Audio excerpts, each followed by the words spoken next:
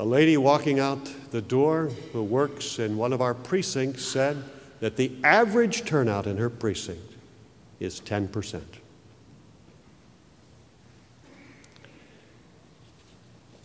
The result of this kind of thinking in the church, according to the latest study, is that 18.5 million evangelical Christians are not even registered to vote. Half of those that are registered never vote.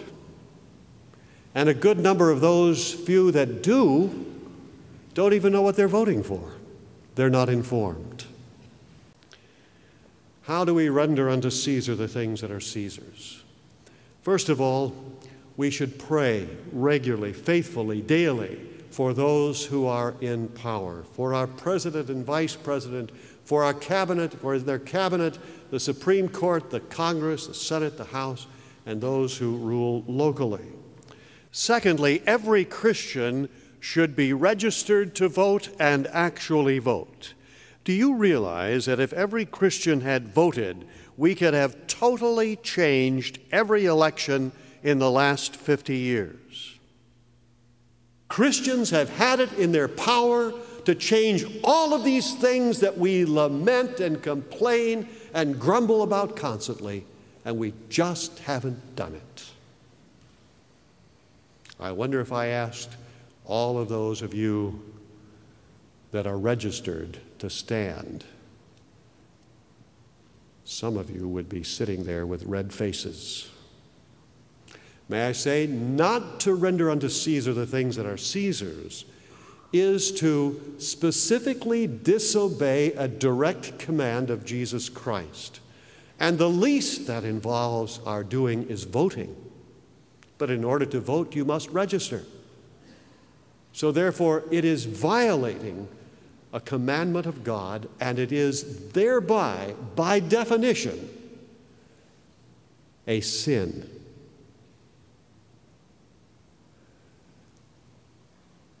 Voting for non-Christian Americans is a privilege and a responsibility.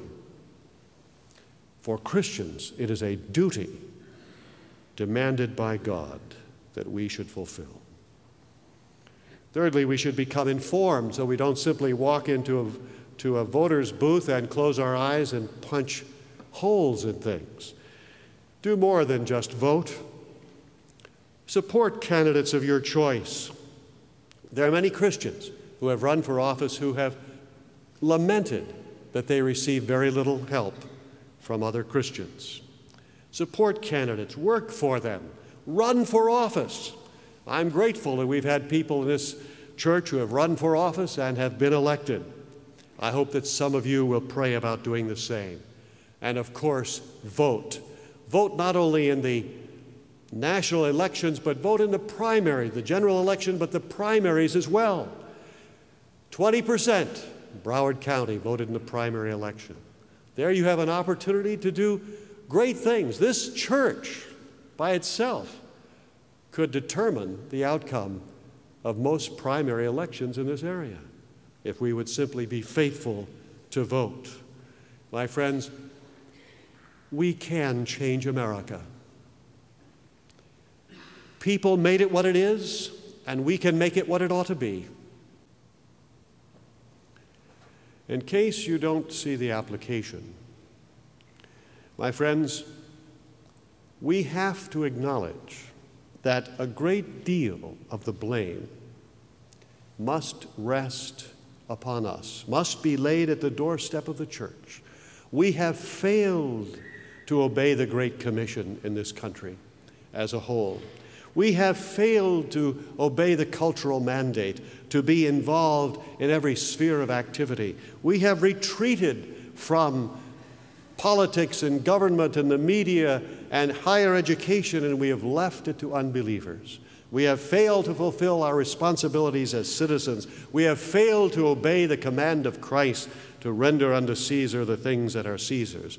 Now, we didn't create this monster with our own hands, but we allowed it to grow up and to take power, where with the power of government and the colleges and the courts and the legislatures and the media, it has wreaked this disaster, this carnage in America today. And therefore, I think we must realize that much of the blame rests with us. Christians have failed to fulfill their responsibilities as citizens in this country. And we have allowed this great blessing of a godly nation to slip through our hands. If de Tocqueville were to return today, would he see that this was a righteous nation where Christianity had a greater hold than in any other country in the world? How have we done that? Largely through what has been called the privatization of religion. Religion has left all of the public square, the public spheres, and has retreated within the stained glass walls of the church or the prayer closet. We have left government, we have left politics, we have left media, we have left education, and we have left it for the unbelievers to take over and then to destroy what the founders of this country gave to us with those things. And of course, we can say that there are many preachers who have failed to preach.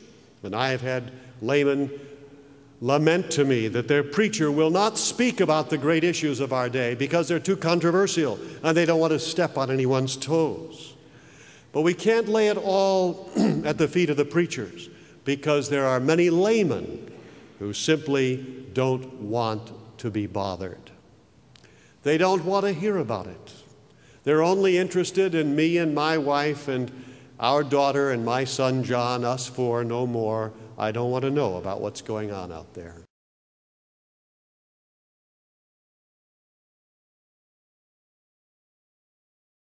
This has been a production of Truth in Action Ministries.